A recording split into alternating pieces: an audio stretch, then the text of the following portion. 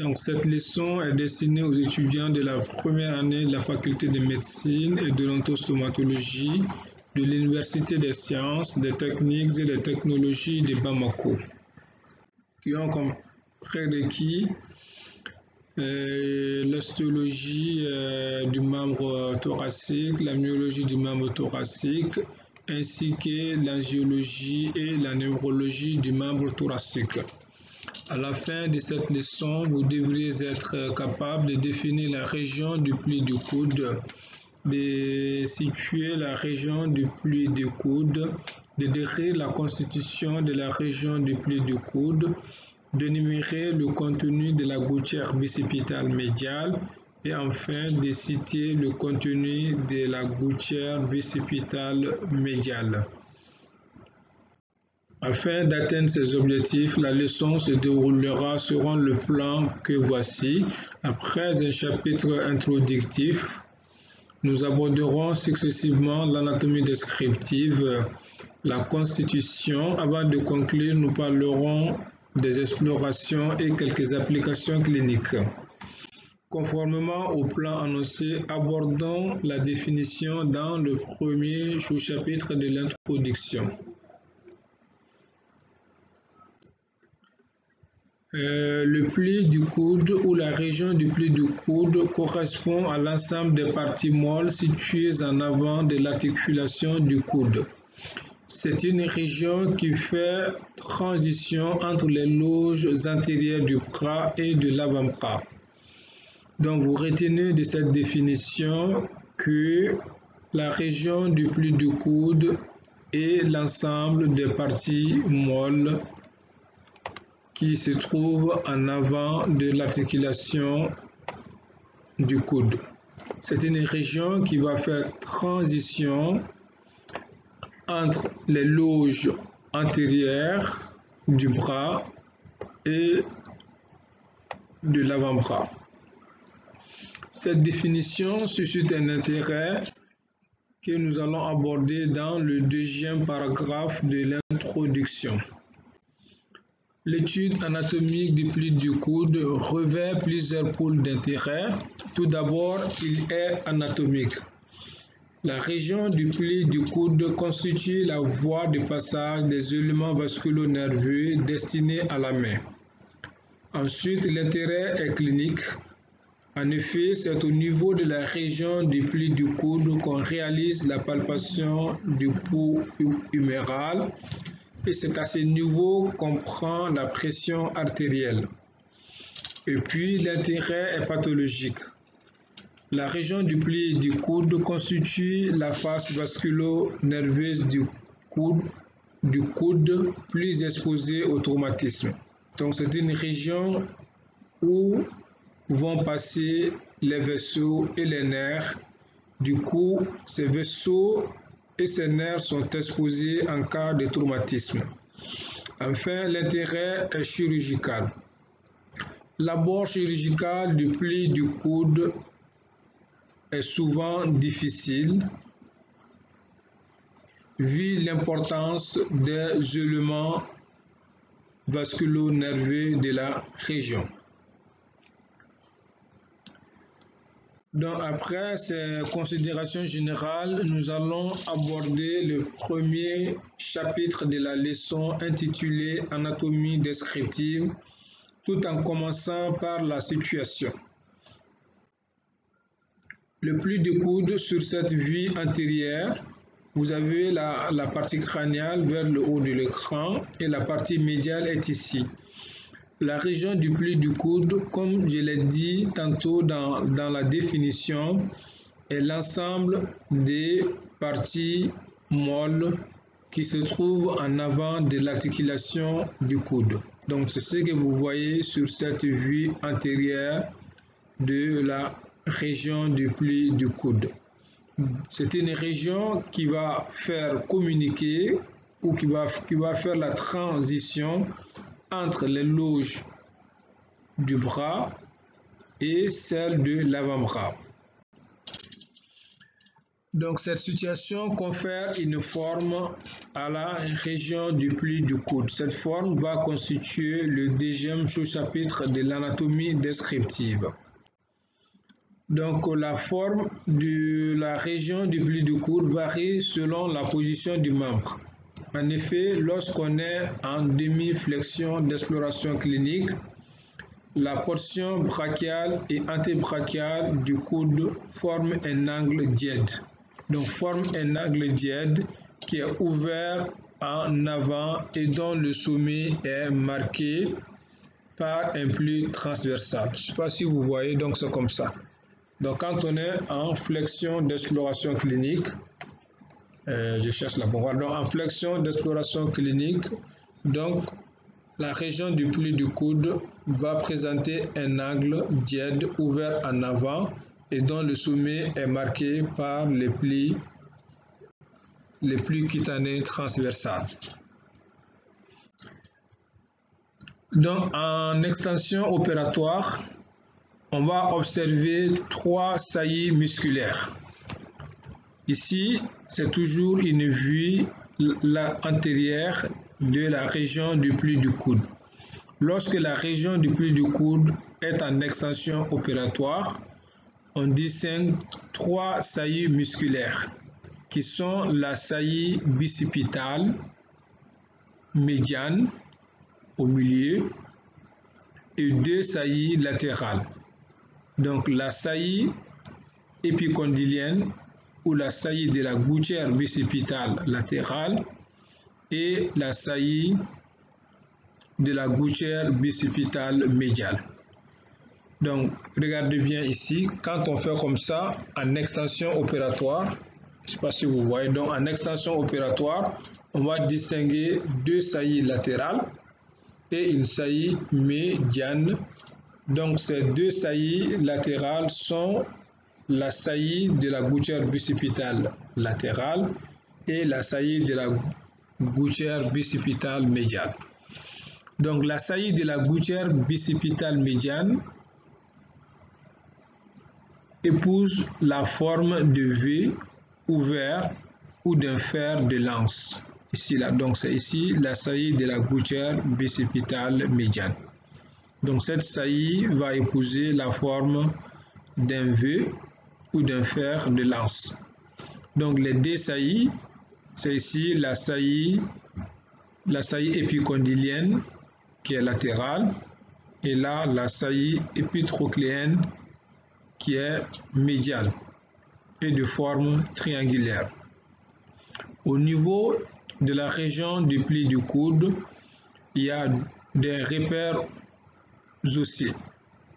Il y a d'abord l'épicondyle médial à ce niveau et l'épicondyle latéral en dehors à ce niveau. Donc après l'anatomie descriptive, nous allons à présent aborder la constitution tout en commençant par le plan ostéo-articulaire. Le plan ostéo-articulaire de la région du pli du coude est formé par des structures osseuses et capsulo-ligamentaires ventrales de l'articulation du coude. Ici, vous avez une vue latérale de l'articulation du coude. Donc ici, c'est ici que se trouve la région du pli du coude. Donc vous voyez que cette région est constituée par la capsule ainsi que les ligaments, mais aussi par l'extrémité distale de l'humérus et l'extrémité proximale de l'ulna. Donc ils forment l'articulation du coude. Donc le plan ostéo-articulaire est formé par les structures osseuses, la partie distale de l'humérus, la partie proximale de l'ulna, avec la capsule articulaire et les différents ligaments qui mettent en contact ces 2 structures osseuses. Donc ce plan osseo-articulaire est recouvert par 3 groupes musculaires que nous allons aborder dans le deuxième sous-chapitre de la constitution. Donc le premier groupe musculaire constitue ce qu'on appelle le groupe musculaire médian. Donc ici, vous avez une vue antérieure qui nous montre l'humérus, la scapula et l'extrémité proximale des deux os de l'avant-bras. Dans ce groupe musculaire médian, le premier muscle, c'est le muscle brachial antérieur. Donc le muscle brachial antérieur qui occupe le plan profond. Il faudrait retenir que ce muscle brachial n'appartient à la région du pli du coude que par sa partie inférieure. Donc c'est uniquement cette partie qui entre dans la constitution. Donc je vais marquer ça, qui entre dans la constitution du pli du coude. Donc c'est cette partie inférieure du muscle brachial qui se trouve dans le plan profond du groupe musculaire médian qui va entrer dans la constitution du pli du coude. Retenez ça, c'est pas l'ensemble du muscle brachial qui va participer à la constitution de la région du pli du coude. Ce muscle brachial occupe le plan profond et le groupe musculaire médian. C'est uniquement sa partie inférieure qui va participer à la constitution du pli du coude. Donc, en plus du muscle brachial, nous avons un deuxième muscle qui fait partie du groupe musculaire médian. Il s'agit du muscle biceps brachial que vous voyez ici dans sa vue antérieure. Toujours la scapula, l'humérus et l'extrémité proximale des deux os de l'avant-bras. Donc ce muscle biceps brachial également va constituer le plan superficiel du groupe musculaire médian et c'est sa partie inférieure, tout comme le muscle brachial, qui va appartenir à la région du pli du coude. Donc vous voyez ce muscle-là. Donc ce muscle, il décrit un mouvement de torsion et glisse entre le muscle brachial antérieur et le courbe spinateur.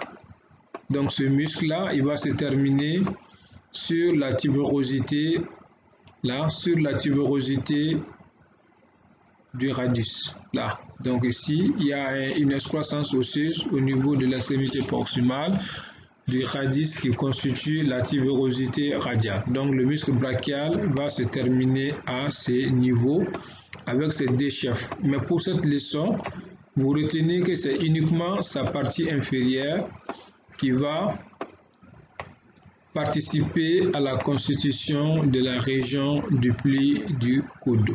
Donc le muscle biceps brachial, comme son nom l'indique, est constitué de deux chefs. Voilà, le long chef et le court chef. Donc maintenant, nous allons aborder les muscles du groupe médial, donc le groupe musculaire médial. Donc ce groupe musculaire médial est formé de 6 muscles qui sont disposés en 3 plans. Donc le plan profond que vous voyez ici, donc la vue antérieure du muscle fléchisseur profond des doigts avec la partie crânienne ici. On va écrire ça, stylo. Donc ici, vous avez la partie proximale. Donc la partie proximale, donc la partie proximale est ici. Voilà. Et là, vous avez la partie médiale. Voilà. Donc la partie médiale est ici. Donc ce groupe musculaire médial est constitué de 6 muscles qui sont disposés en 3 plans. Donc dans le plan profond, donc, nous voyons le premier muscle qui est représenté par le muscle fléchisseur profond des doigts. Donc ce muscle fléchisseur profond des doigts qui va se fixer sur la face antérieure, là, donc sur la face antérieure de l'ulna. Donc vous voyez son insertion. Donc ce muscle fléchisseur superficiel profond donc constitue un des 6 muscles du groupe musculaire médial et il occupe le plan profond.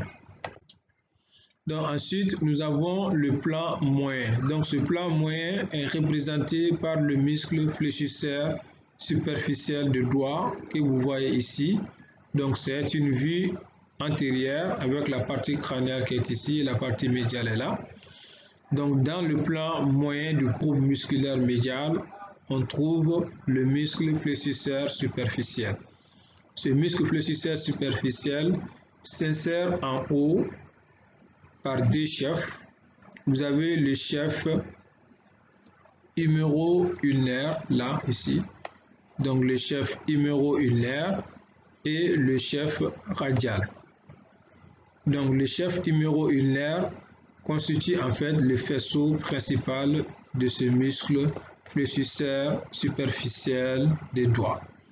Donc il va s'insérer sur la face antérieure de l'épicondyle médial de l'humérus et le processus coronoïde de l'ulna. Donc le chef radial, c'est un faisceau qui est accessoire, donc vous voyez son épaisseur comparé par rapport à l'épaisseur du chef huméro-ulnaire. Donc ce faisceau radial s'insère sur la moitié supérieure du bord antérieur du radius. Donc la moitié supérieure du bord antérieur du radius. Ces 2 chefs, donc le chef huméro-ulnaire et le chef radial, sont réunis par une arcade à ce niveau. Et sous cette arcade passe le nerf médian et l'artère ulnaire. Donc le deuxième muscle du groupe médial, c'est le muscle fléchisseur superficiel des doigts avec ses 2 faisceaux. Le faisceau avec ses 2 chefs, le chef huméro-ulnaire qui est le chef principal et le chef radial qui est accessoire. Entre ces 2 chefs passe le nerf médian et l'artère ulnaire. Donc dans le plan superficiel à présent, donc le groupe musculaire médial au niveau du plan superficiel.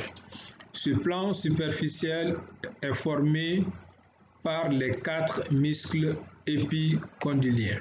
Donc les 4 muscles épicondyliens, là, épicondyliens, ou bien on appelle les muscles épicondyliens médiaux. Donc sont au nombre de 4.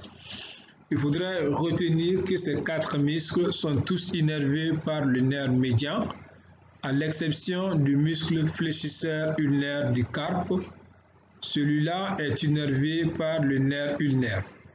Donc ici, c'est une vue antérieure des muscles épicondyliens médiaux qui constituent le plan superficiel du groupe musculaire médial. Donc ces muscles sont le muscle rond pronateur. Donc ici, le muscle rond pronateur que vous voyez là. Donc le muscle rond pronateur ici. Ensuite, vous avez le muscle fléchisseur radial du carpe là qui est fléchi en 2. Je ne sais pas pourquoi ça marche pas bien là. Donc ici, vous avez le muscle. Voilà, donc là, vous avez ici donc le muscle, le deuxième muscle épicondylien médial, c'est le muscle ici. Il faut que je change de couleur pour que vous puissiez bien voir. Donc là, vous avez le muscle fléchisseur radial du carpe. Donc le troisième muscle, c'est le muscle long palmaire que vous voyez là. Et le quatrième muscle, c'est le muscle fléchisseur ulnaire, le muscle fléchisseur ulnaire du carpe que vous voyez par ici.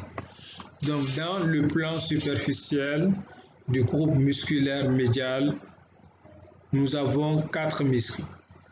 Le muscle rond pronateur, le muscle fléchisseur radial du carpe, le muscle long palmaire et le muscle fléchisseur ulnaire du carpe. Tout d'abord, le muscle rond pronateur. Ici, si nous prenons ce muscle-là, appelé le muscle rond pronateur, ce muscle rond pronateur se fixe en haut par 2 chefs. Il y a un chef épicondylien au niveau de l'épicondyle médial. Ce chef s'insère sur la face antérieure de l'épicondyle médial de l'humérus par un tendon que vous voyez ici, là. Donc par un tendon commun aux autres muscles épicondyliens médiaux. Il va aussi s'insérer au niveau du processus coracoïde, au niveau plus précisément la face antérieure du processus coronoïde. Donc ces 2 chefs. Donc le premier chef s'insère au même endroit que les autres muscles épicondyliens médiaux, c'est-à-dire sur l'épicondyle médial de l'humérus. Le deuxième chef, appelé le chef coracoïdien, s'insère sur la face antérieure du processus coronoïde. Entre ces 2 chefs, donc le chef épicondylien ou épitrocléen et le chef coronoïdien, se forme une boutière, c'est-à-dire une boutonnière plutôt, c'est-à-dire se forme une boutonnière et à ce niveau passe le nerf médian. Voilà, donc ce corps-là, le corps musculaire du muscle rond pronateur, et va surcroiser le muscle fléchisseur superficiel, de même que le muscle brachial antérieur, avant de se terminer au niveau de la partie moyenne de la face latérale du radius. Donc, concernant le muscle fléchisseur radial du carpe, qu'on appelle dans l'ancienne nomenclature le muscle grand palmaire, c'est celui-là. Donc, le muscle fléchisseur radial du carpe. C'est ce muscle-là que vous voyez là. Donc, ce muscle naît également du tendon commun des épicondyliens médiaux. Ici, vous voyez, là, il y a un tendon commun. Donc, il va naître de ce tendon commun et son corps est fusiforme. Son corps est fusiforme. Il descend en dedans du bord médial du rond pronateur. Donc, ici, vous avez le bord médial. Ici, donc, le bord médial du rond pronateur. Donc, le muscle fléchisseur radial du carpe, il va naître du tendon commun des épicondyliens médiaux. Il a un corps qui est grêle, qui est fusiforme et qui descend en dedans du bord médial du rond pronateur. Ça, c'est le deuxième muscle du plan superficiel du groupe médial. Donc, le troisième muscle, c'est le muscle long palmaire qu'on appelle dans l'ancienne nomenclature le muscle petit palmaire. Donc, le muscle long palmaire, c'est ce muscle-là que vous voyez là. Voilà, donc, vous voyez ce muscle-là. Donc, le muscle long palmaire, appelé le muscle petit palmaire dans l'ancienne nomenclature. Donc, ce muscle, vous constatez qu'il est grêle, vous voyez, c'est un petit muscle là qui est là. Donc, il naît immédiatement en dedans du muscle fléchisseur radial du carpe. Donc, vous voyez le muscle fléchisseur radial du carpe là. Le muscle long palmaire naît directement en dedans du muscle fléchisseur radial du carpe. Il va longer Donc il va longer ce muscle-là, le bord médial de ce muscle-là, ce niveau. Donc le quatrième muscle, c'est le muscle fléchisseur ulnaire du carpe qu'on appelle le muscle, dans l'ancienne nomenclature, le muscle cubital antérieur. Donc voici le muscle fléchisseur ulnaire du carpe. Donc ce muscle fléchisseur ulnaire du carpe, c'est le muscle qui est le plus médial de tous les muscles épicondyliens médiaux ou des muscles épitrochléaires. Donc c'est le plus médial, vous voyez. Donc ici vous avez la partie médiale. Donc c'est le muscle fléchisseur ulnaire qui est le muscle le plus médial.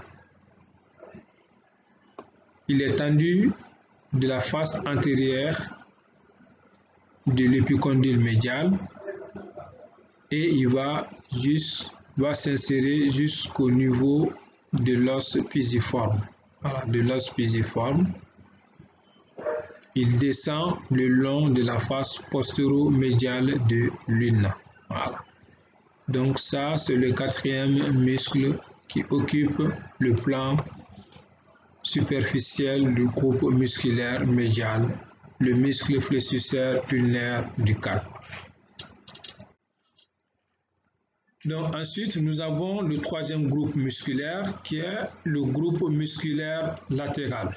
Ce groupe musculaire latéral comprend 4 muscles dont 3 n'appartiennent à la région du pli du coude que par leurs insertions supérieures. Donc il s'agit le muscle long supinateur et les muscles radiaux. Donc le muscle long supinateur, ce qu'on appelle le muscle spinateur. Donc le muscle spinateur, ce muscle spinateur, il est formé de 2 faisceaux. Il y a un faisceau superficiel que vous voyez là ici. Donc vous voyez le faisceau superficiel du muscle supinateur et un deuxième faisceau qui est le faisceau profond. Voici le faisceau profond du muscle supinateur. Le faisceau superficiel, comme vous constatez sur cette vue antérieure, est oblique. Il s'insère sur la face antérieure de l'épicondyle latéral de l'humérus et sur le faisceau du ligament latéral externe du coude et sur la fosse ulnaire. Donc il y a plusieurs insertions. Ces fibres se terminent sur la face antérieure du col, ici du col du radius. Donc le faisceau profond, quant à lui, il s'insère au-dessus de l'incisure radiale de l'ulna. L'incisure radiale de l'ulna, il s'enroule autour du radius avant de se terminer sur les faces latérales et antérieures du col du radius. Sur les faces latérales et antérieures du col du radius. Entre le faisceau superficiel oblique, qui est oblique, et le faisceau profond, qui est transversal, vous remarquez un nerf. Donc il s'agit de la branche profonde du nerf radial. Donc la branche profonde du nerf radial va passer entre les 2 faisceaux du muscle supinateur. Donc le faisceau superficiel et le faisceau profond. Il y a le nerf, la branche profonde du nerf radial qui passe entre ces 2 faisceaux. Donc ensuite, nous avons le groupe musculaire latéral. Toujours ici, on va voir le groupe musculaire latéral. On a le muscle court extenseur radial du carpe. Donc ici, c'est une vue antérieure des muscles longs extenseur radial du carpe et courbe extenseur radial du carpe.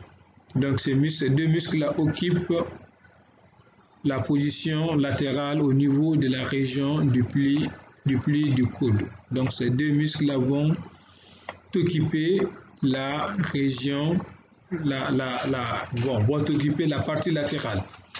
Donc le court extenseur radial du carpe, on l'appelait dans l'ancienne nomenclature le muscle deuxième radial, donc le court extenseur radial du carpe.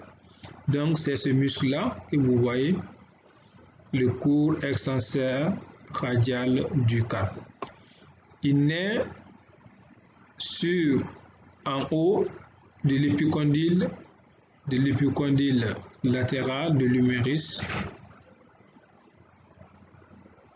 Ces fibres sont verticales, comme vous constatez cela.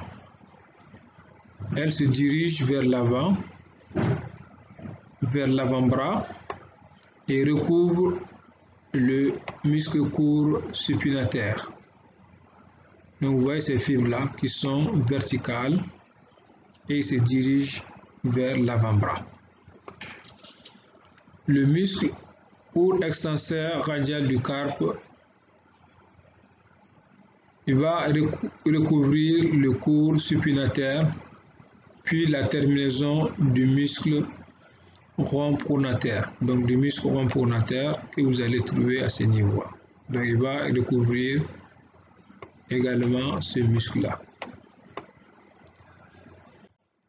Donc ensuite, nous avons le deuxième muscle du groupe musculaire latéral qui est le muscle long extenseur radial du carpe. C'est celui-là. Donc voici le muscle long extenseur radial du carpe avec son tendon. Le muscle long extenseur radial du carpe naît au-dessus du muscle court extenseur. Vous voyez là, donc il naît au-dessus du muscle court extenseur radial du carpe sur la partie inférieure du bord latéral de la diaphyse humérale et sur la cloison intermusculaire latérale.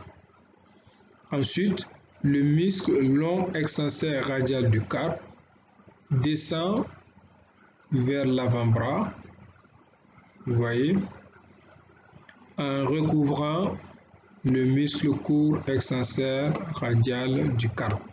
Ici, il a été écarté afin de montrer les muscles courts extenseurs radial du carpe. Sinon, en descendant pendant son trajet, il va recouvrir le muscle court extenseur radial du carpe. Donc, toujours au niveau du groupe musculaire latéral, on a le muscle brachio-radial. Donc le muscle brachio-radial que nous voyons sur cette vue antérieure. Le muscle brachio-radial naît au-dessus du muscle long extenseur radial du carpe, vous l'aurez compris. C'est là, il est là, l'autre là est là, l'autre va naître ici. Et le muscle brachio-radial naît au-dessus de l'autre, du muscle extenseur radial du carpe. Ensuite, le muscle long, il va naître au-dessus du muscle long extenseur radial du carpe, sur le bord latéral de l'humérus et sur la cloison musculaire latérale. Il recouvre le muscle long extenseur radial du carpe. Donc nous avons dit tantôt que le muscle long extenseur radial du carpe recouvrait le muscle court extenseur radial du carpe. Donc du coup, le muscle brachio-radial va recouvrir ces deux muscles précédents. Donc après l'étude de la région du pli du coude dans sa constitution du point de vue osteo-articulaire et du point de vue musculaire, nous allons à présent parler des deux gouttières. Donc les deux gouttières au niveau de la région du pli du coude sont la gouttière bicipitale médiale et la gouttière bicipitale latérale. Tout d'abord, étudions la gouttière bicipitale médiale. Donc ici, c'est une vue antérieure de la région bicipitale médiale, ou en gros de la région du pli du coude. La région bicipitale médiale, c'est ici.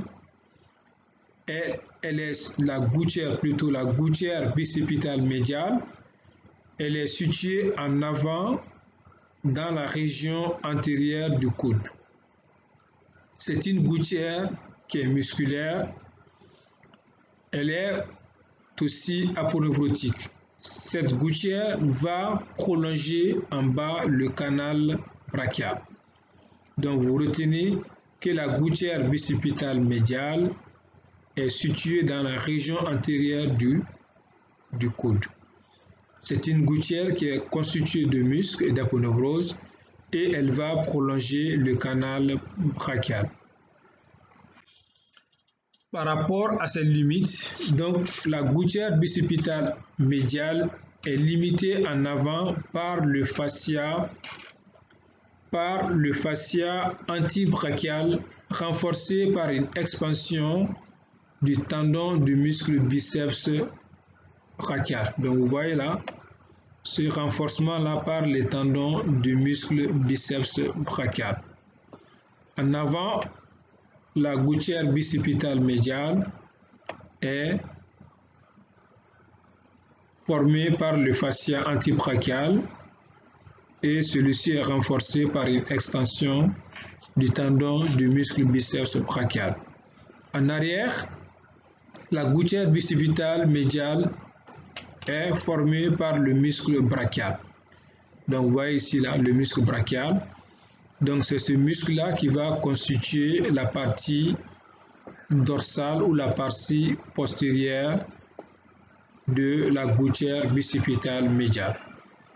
Latéralement, la gouttière bicipitale médiale est limitée par les tendons, vous voyez, par les tendons du muscle biceps brachial. Donc latéralement, ici nous avons la partie latérale, là. Donc la gouttière bicipitale médiale est là. Donc latéralement, elle est limitée par le tendon du biceps brachial. Vers la ligne médiane, la gouttière bicipitale médiale répond au chef épicondylien médial du muscle rond pronateur. Donc, ce sont ces muscles-là qui est sectionné ici.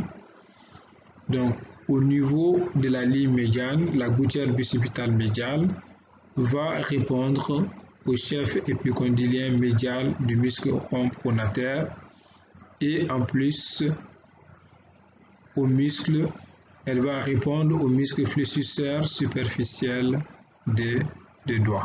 Donc, muscle fléchisseur superficiel des doigts. Donc, vous retenez ces limites-là concernant la gouttière bicipitale médiale. En avant, c'est le fascia antibrachial qui est renforcé par une expansion du tendon du muscle biceps brachial. En arrière, c'est le muscle brachial que vous voyez ici. Latéralement, c'est également le tendon du muscle biceps brachial.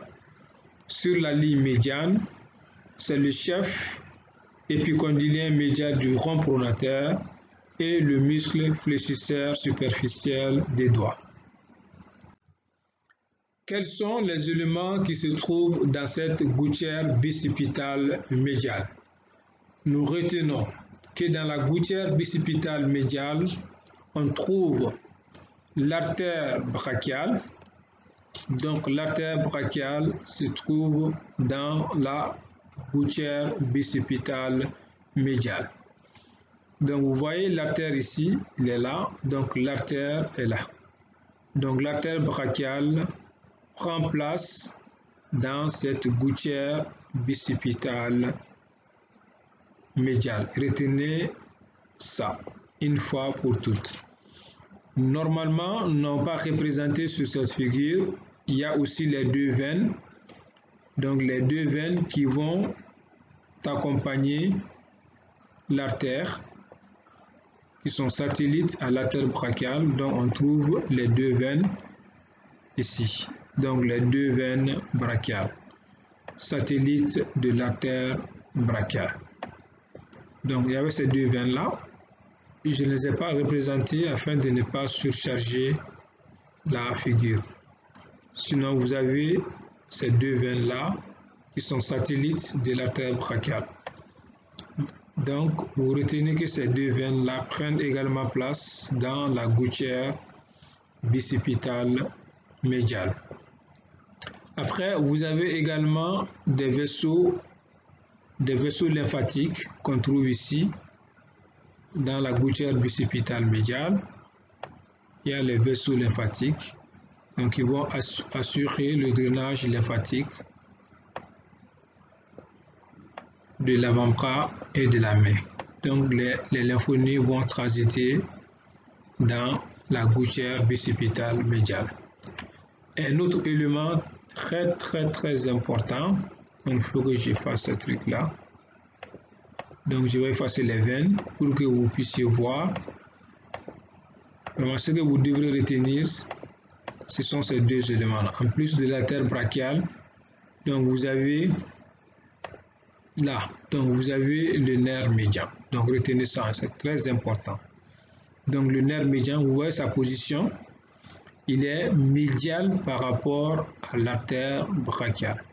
Ouais, donc vous voyez l'artère brachiale est là et il est médial, donc vous voyez la partie médiale, ce niveau. Donc le nerf médian est dans la gouttière bicipitale médiale. Donc vous retenez ces deux éléments. Vous retenez que l'artère brachiale se trouve dans la région bicipitale médiale. Vous retenez également que le nerf médian occupe la région bicipitale médiale au niveau de la région du pli du coude. Retenez ces deux éléments-là. Sinon, il y a les veines et les lymphatiques.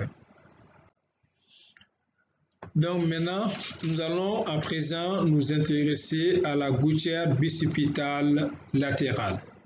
Quelle est sa situation? Donc la gouttière bicipitale latérale, ici vous avez une vue, toujours une vue antérieure du pli du coude. Donc la gouttière bicipitale latérale est située en avant du coude, donc dans la région antérieure du coude, tout comme la région bicipitale médiale. Elle est aussi une gouttière musculo-aponeurotique, c'est-à-dire constituée de muscles et d'aponevrose. Quelles sont les limites de la gouttière bicipitale latérale? Donc quand on regarde cette vue antérieure de la région du pli du coude, la gouttière bicipitale latérale est limitée en avant par le bord antérieur du muscle brachio-radial. Donc le bord antérieur du muscle brachio-radial que vous voyez ici. Donc ce muscle brachio-radial va délimiter en avant la gouttière bicipitale latérale. Donc ça, c'est la limite antérieure, la limite ventrale, c'est le bord antérieur du muscle brachio-radial. C'est aussi le fascia antibrachial qui est renforcé par une expansion fibreuse du muscle brachial. Ça, c'était en avant. Donc, des éléments qui se trouvent en avant de la gouttière bicipitale latérale.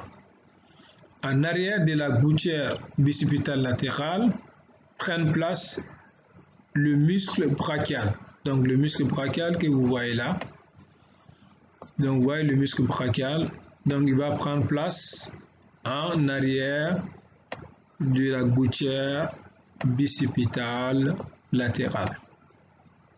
Et plus bas, vous retrouvez le muscle supinateur. Donc le muscle supinateur, vous le trouvez là au niveau en arrière de la gouttière bicipitale latérale. Donc le muscle supinateur. Donc le muscle supinateur, vous voyez là, donc qui est en fait représenté en partie. Donc en arrière, vous retenez le muscle brachial et plus bas, le muscle supinateur.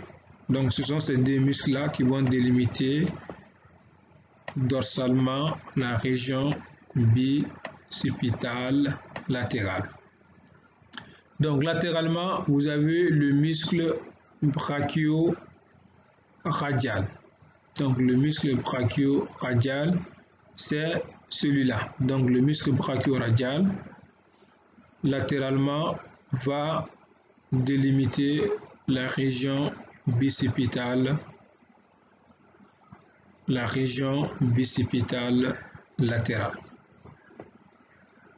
Donc vous voyez ce muscle-là, le muscle brachio-radial, c'est celui-là qui va délimiter latéralement la région bicipitale latérale. Plus bas, on trouve un autre muscle qui est le muscle long extenseur radial du carpe et le muscle court extenseur radial du carpe. Donc vous retenez que latéralement, la gouttière bicipitale latérale est limitée par le muscle brachio-radial et deux autres muscles, le muscle long extenseur radial du carpe et le muscle court extenseur radial du carpe.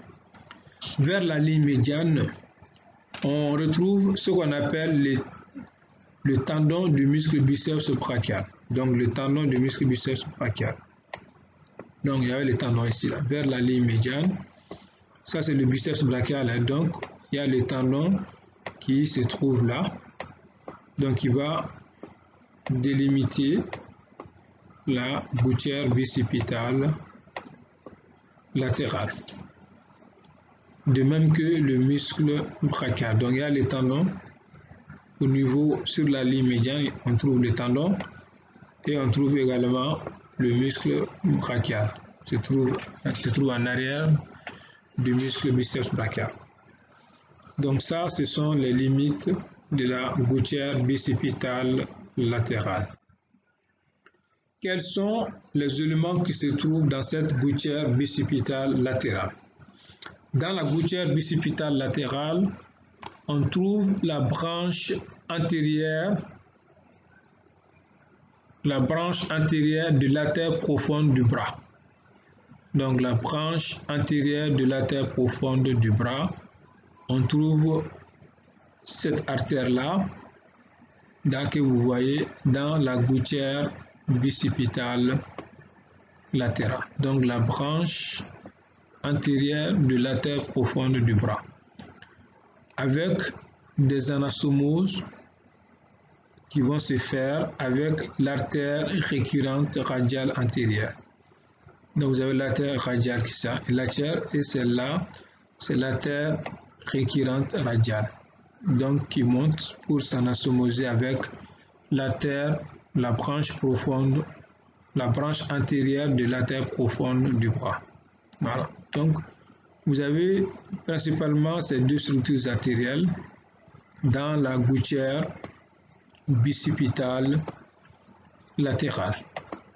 Donc la branche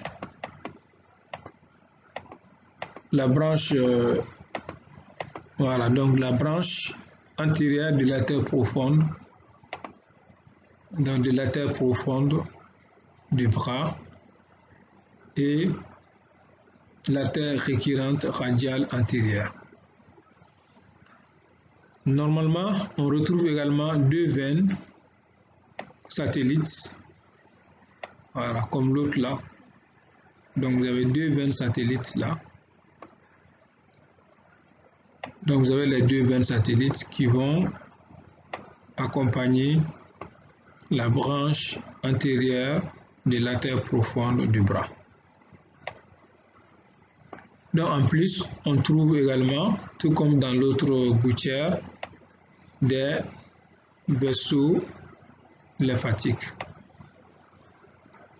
Il faut que je m'applique bien. Donc on va trouver des vaisseaux lymphatiques. C'est pas facile de dessiner avec l'ordinateur. Donc on a des vaisseaux lymphatiques là qui vont assurer le drainage du membre thoracique.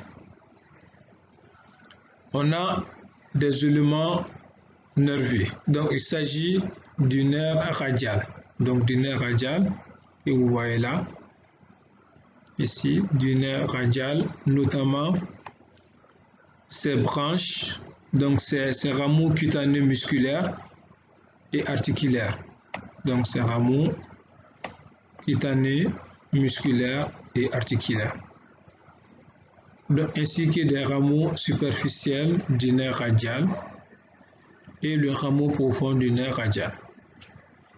On trouve également ce qu'on appelle le nerf musculo-cutané. Donc, le nerf musculo-cutané va également passer dans la gouttière bicipitale latérale.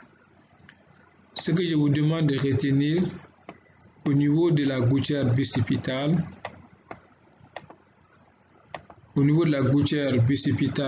latérale, c'est deux choses.